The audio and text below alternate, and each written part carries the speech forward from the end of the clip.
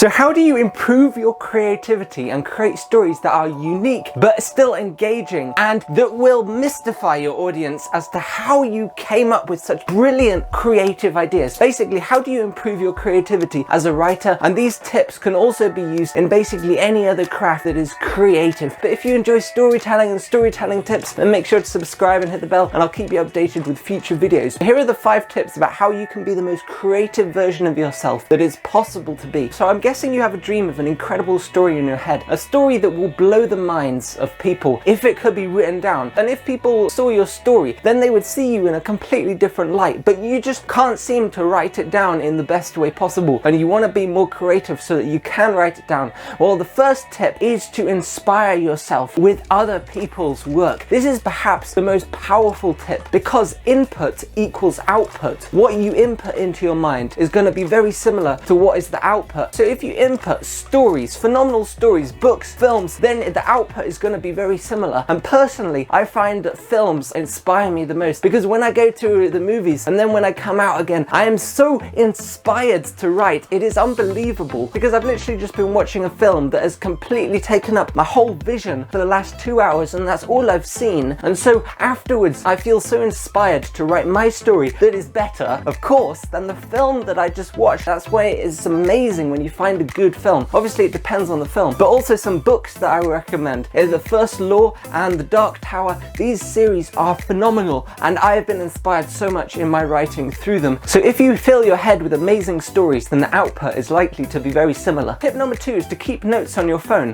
Why? Because ideas can hit you at any moment in time. Look, an idea just hit me. Oh my, what do I do with it? I don't know. I got my phone. Yes, I'll write it in my phone and I'll remember it because of that.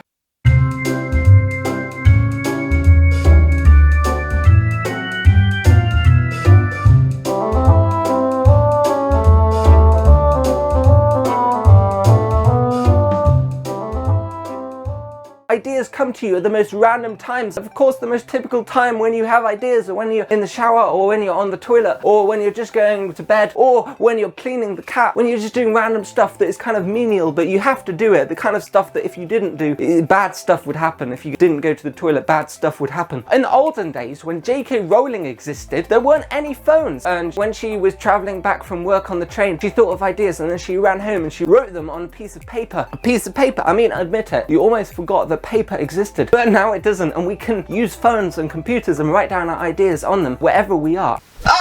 Got an idea! Oh! Nice one, I got it! And so it's an amazing tip. The time when I'm the most creative is before I go to sleep, because I have all these cracking, crazy ideas. I don't know why it is just before I go to sleep. And I know it's not a good idea to look at screens before you go to sleep, but these ideas that come to me before I go to sleep are usually so good that yeah, it's worth it just to go on my phone and to write them down, because one day I'm going to look through them, I'm going to be like, how did I forget that? And then I'm going to be able to write it in my story. Tip number 3 is to maintain the 3 pillars of health. Without these 3 things, I believe that I would have given up on my creative endeavors a long time ago, because I would just have no vague sense of any kind of desire to even work or do anything without these 3 things.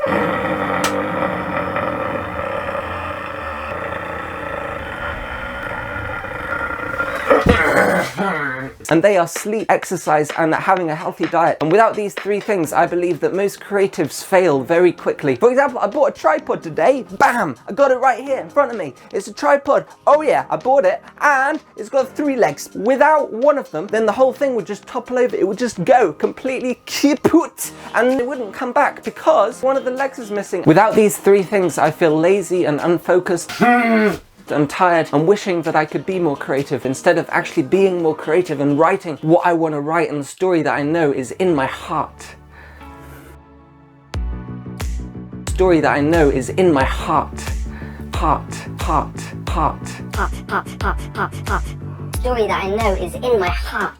This leads me nicely onto tip 4, which is also sleep related, and that is to harness the power of your dreams. And the best way to do this is to think of your story and think of the problems that you have with your story just before you go to bed. And then in your dreams, the likelihood is that you'll probably be dreaming about those things, and then to set a gentle alarm, and then when you wake up, just to lie for a minute in your bed and to try and remember what you were dreaming about. And then you might be able to recall the ideas that you had in your dream, because some of the best ideas in the whole world have come from dreams. For example, discoveries like the sewing machine, DNA, Einstein's theory of relativity, Frankenstein, the periodic table, Yesterday by the Beatles, the Terminator, the structure of an atom, flippin' Nora, all of these things are flippin' revolutionary, but they've been created from dreams that people have had. And there are so many other stories and inventions that have been created by the dreams that people have had and that they've remembered. And so the best way to remember it is to wake up and to not move, and then to write it down once you remembered it, and just to spend 1 minute just not moving and just to try to remember what you were dreaming about. So the 5th tip is to stimulate your brain. Ooh, stimulate the brain.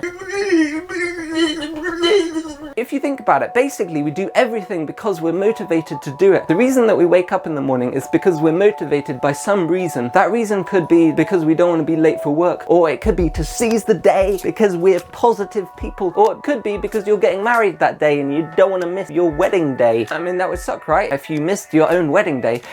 And that would probably be a good motivation to wake up. But although you basically have to get out of bed every day, you don't actually have to really write. There's not really anyone who is forcing you to write, even though there are probably lots of people that are kind of forcing you to get out of bed because they want you to work for them. So that means that when it comes to writing, it's much more important to try and motivate yourself and stimulate your brain. And some of the best ways to do this is to listen to your favorite music.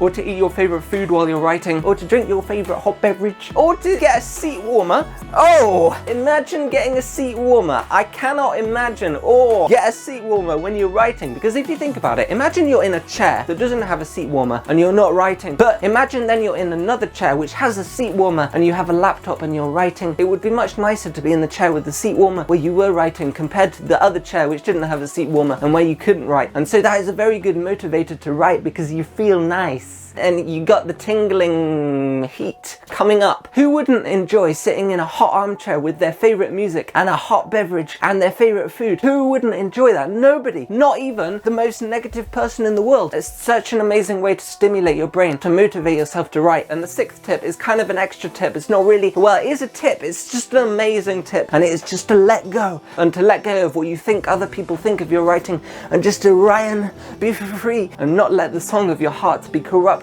by the criticisms of your mind, and just to be free and to not constantly think about exactly how you're writing, but to just write. Basically to write like no one is looking, because no one is looking. So here's a quick summary of the 6 tips on how to be more creative as a writer. The first one is to inspire yourself with other people's content, because input equals output. And I'll leave in the description some of the books that have inspired me the most. Tip number 2 is to keep notes on your phone, because you never know when an idea might strike. And tip number 3 is to maintain the 3 pillars of health. Tip number 4 is to think about your story before you go to sleep, and then in the morning try to remember if you were dreaming about your story. And tip number 5 is to stimulate your brain, so basically you're more motivated to be creative. And tip number 6 is to let go. So these are my 6 tips about how to be more creative as a writer. This is my 3rd recording of this video because the camera didn't work before, so give it a like and comment what is the thing that you find makes you the most creative, and I'll see you in the next video. Goodbye.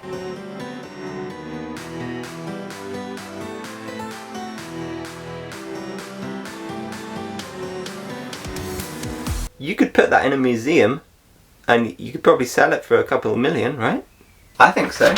Not even Mozart could have painted that one, and he wasn't even an artist.